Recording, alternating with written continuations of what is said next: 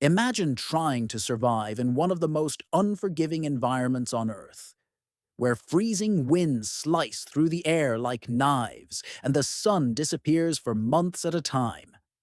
For most of us, that sounds nearly impossible. But for one Arctic community, it's simply part of everyday life.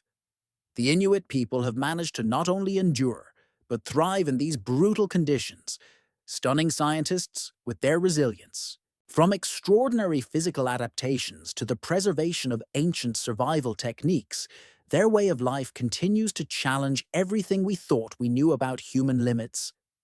Living in a place where the air itself can freeze exposed skin in seconds and where daily survival hinges on hunting enormous sea creatures using traditional tools, the Inuit have redefined what's possible. They've defied expectations with a diet that flies in the face of modern health guidelines. Their meals are composed almost entirely of fatty marine animals, whales, seals, and fish, with barely a vegetable or fruit in sight. By typical medical standards, such a diet should lead to severe heart disease. Yet these Arctic people have some of the healthiest hearts ever recorded. The reason? A rare genetic adaptation that allows their bodies to process fats in a completely different way. Almost like nature granted them a biological cheat code for survival. Spending time in freezing weather can make your fingers go numb in minutes. But the Inuit manage to live in these temperatures with minimal clothing. Their bodies are built for the cold. Scientific studies have found that their metabolism works faster than the average person's, allowing them to generate more heat and retain warmth even in extreme sub-zero conditions. Their shorter limbs and compact body shapes help conserve body heat, almost as if their very physiques were engineered by evolution to master the Arctic. These traits have left researchers wondering just how deeply human adaptation can run.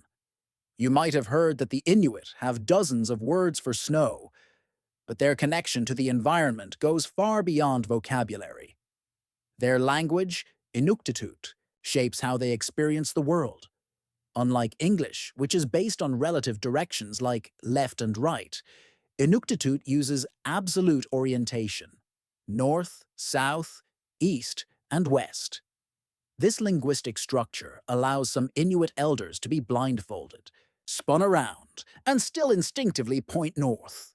It's a remarkable testament to their spatial awareness and deep-rooted connection with the land, a phenomenon scientists are still trying to fully understand. So, are the Inuit living proof that humans can evolve to thrive anywhere on Earth? Or are they keepers of ancient knowledge that modern science is only beginning to grasp? Either way, their story continues to captivate and challenge our understanding of human capability. But the Inuit aren't the only group that has left researchers speechless. In the Pacific during World War II, another human phenomenon unfolded. That was so bizarre. It seemed to come straight from mythology. Isolated island communities with no prior exposure to modern technology suddenly found themselves visited by foreign military forces. For the Melanesian islanders, the arrival of massive metal aircraft dropping crates filled with food, clothing, and tools was nothing short of miraculous. These events gave rise to what are now known as cargo cults, the Melanesians, having never seen airplanes, radios, or canned goods, interpreted these supplies as gifts from the gods. They noticed that American soldiers were the ones who consistently received these blessings, so they began to imitate the behaviors they observed. Entire villages built makeshift airstrips, wooden aircraft, and control towers in hopes of summoning more cargo from the skies. They even painted USA on their bodies, believing it was a sacred symbol. But despite their efforts, the supply drops ceased when the war ended and the military departed. For the islanders, it wasn't just a withdrawal of troops. It was the disappearance of divine beings. What followed was a desperate attempt to reconnect. Rituals continued in the hopes that the sky gods would return. To modern anthropologists, the term cargo cult now symbolizes blind imitation. But for those who lived through it, it was a deeply real spiritual experience, one shaped by awe, misunderstanding, and longing. Further inland, in the thick forests of northeast India, another group has intrigued and intimidated outsiders for generations. The Naga people, made up of over 40 distinct tribes spread across the India-Myanmar border, have a rich and complex cultural history. While they are known today for their craftsmanship and farming skills, the Naga were once feared for a brutal tradition that lasted well into the 20th century: headhunting. This practice wasn't just about war. It was a powerful rite of passage. Warriors who returned with the heads of their enemies were honored and celebrated.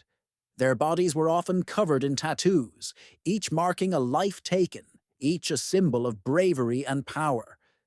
Despite their fearsome reputation, Naga society was not entirely male-dominated. Women had significant roles, especially in managing households and raising children. Even their inheritance customs reflect a unique structure.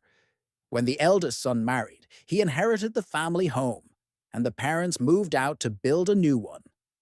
Eventually, as the outside world encroached and modernization spread, headhunting was banned. Still, the legacy of the Naga warriors lingers in the dense jungle, carried forward in stories, tattoos, and rituals that speak of a fierce and proud past. Thousands of miles away, in the highlands of Papua New Guinea, the Yali people live in deep isolation. Their world, hidden among rugged mountains, remained largely unknown to outsiders until a British explorer dared to venture into their territory. Much like the Naga, their existence is deeply rooted in tradition, far removed from the influence of modern civilization. Then there's the Kuna people, an indigenous group residing along Panama's Caribbean coast and islands. With their vividly colored textiles and bold ceremonial customs, the Kuna appear peaceful at first glance, but their fierce independence and spiritual depth reveal another side. Their rituals often include animal sacrifices, which they believe are essential to maintaining balance between the human and spiritual worlds. These ceremonies are not mere relics. They remain vital to the Kuna's identity. They are also known for their determined resistance against outsiders who threaten their autonomy, making it clear that they alone govern their land.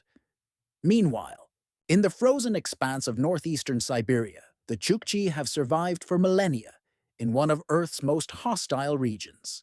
With a population of around 16,000, they are divided into two main groups: inland reindeer herders and coastal marine hunters.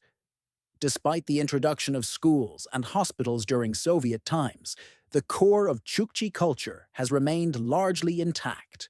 Their homes, called uras, are durable tents made from reindeer hides, built to withstand intense winds and cold. A central fire keeps the inside warm, allowing them to wear surprisingly light clothing even in brutal weather. Though they have integrated some modern tools, such as firearms for hunting, their way of life remains deeply tied to ancient practices. Across the continent in East Africa, the Surma people of Ethiopia and South Sudan have developed a way of life just as distinctive. Fiercely independent and deeply rooted in tradition, the Surma are known for rejecting modern influences. They are divided into three main tribes: Turga, Chai, and Boom, and maintain a society centered around cattle herding and agriculture. Tensions with the government over land rights and cultural preservation have sometimes turned violent, but the Surma remain unwavering in their resolve to preserve their customs. Their appearance is also striking. Body modifications, scarification, and elaborate natural decorations are central to their identity. Among the most iconic of these practices is the use of large clay lip plates worn by women. These plates, which require the removal of lower front, teeth, and gradual stretching of the lip, symbolize beauty and social standing. The larger the plate, the greater the woman's perceived beauty, and the higher the dowry paid in cattle. Neighboring them are the Mursi tribe, who share many customs with the Surma. including the lip plates. However, the Mursi add a more confrontational edge. In addition to their unique appearance, the Mursi are often seen carrying firearms, not just for hunting, but for defending their land. Cattle raiding is a cultural practice, and disputes frequently lead to violent conflict. The presence of AK-47s among tribe members is a stark contrast to the more ceremonial traditions they uphold. Outsiders are rarely welcomed, and those who venture into Mursi territory must tread carefully.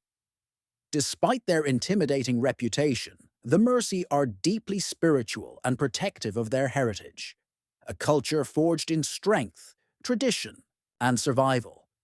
Perhaps the most isolated group of all are the Sentinelese, who live on North Sentinel Island in the Bay of Bengal. They are one of the last uncontacted peoples on Earth. Fiercely hostile to outsiders, they have resisted every attempt at contact. For thousands of years, they have lived in total isolation, relying on hunting, fishing, and foraging. Their knowledge of the island's ecosystem is unmatched, and they guard it with lethal force. Unlike other indigenous groups that have slowly opened up to the outside world, the Sentinelese have made it abundantly clear they want to be left alone